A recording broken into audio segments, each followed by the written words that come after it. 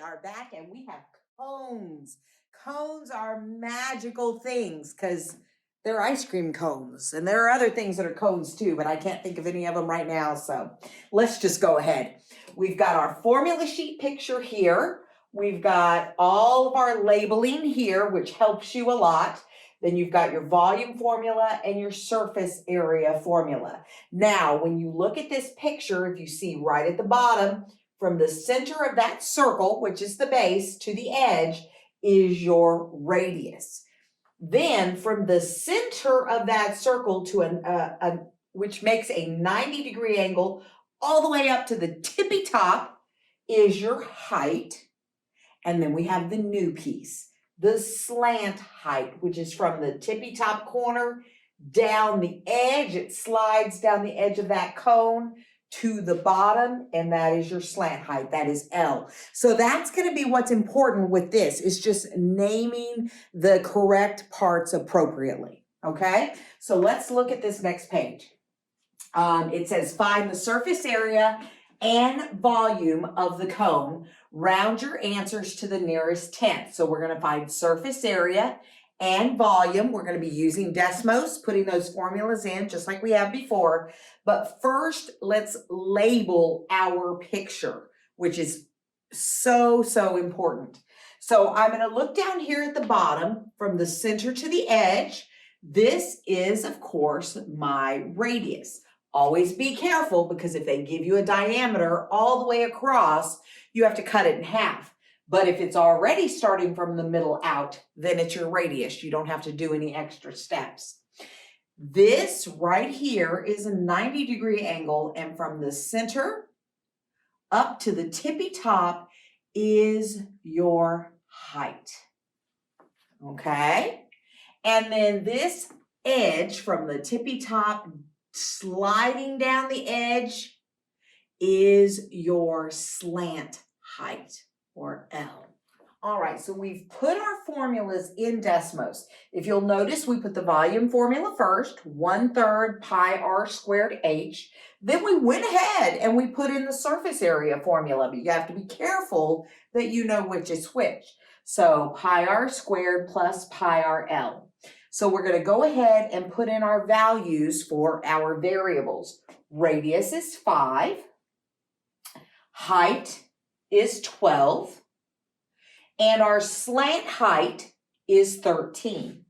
And then when we go back up, we see that our volume, and we're rounding to the nearest tenth, is 314.2, because that 5 pushes up that 1. And then our surface area is 282.7, because that 4 does not push up that 7. So again, if you use your formulas, okay, you are careful about how you label things, and you use Desmos to your advantage, doing this is not hard at all. So now let's let Ms. Benson go through a word problem and see what we can do. All right, let's do a cone word problem. So this one says, Jerry is painting some new safety cones.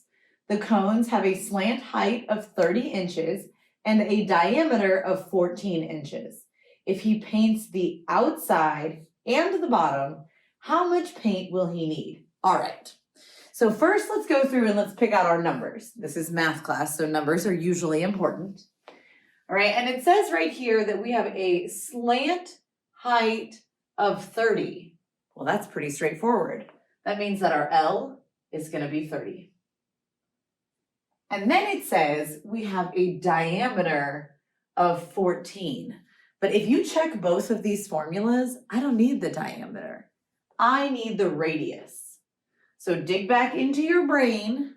Remember everything that we learned about circles before. And if you're given the diameter, you're just going to divide it by 2. You're going to cut it in half. And that gives us a radius of 7. So my radius is 7. Now, those are all the numbers in this problem, but we still need to know what the problem is asking us to find. So if he paints the outside including the bottom, what are we talking about? Surface area or volume? It's surface area. If I'm painting the outside of something, it's surface area. And you have to be so careful because paint can go either way. We did a volume problem with paint before. So just listen or read really carefully. Okay, imagine that you're actually doing it. Imagine you're actually painting the safety cone. It's the outside of the shape. So I'm gonna pause here and let y'all fill all this stuff in your calculator, and then we'll come back and see if you got the right answer.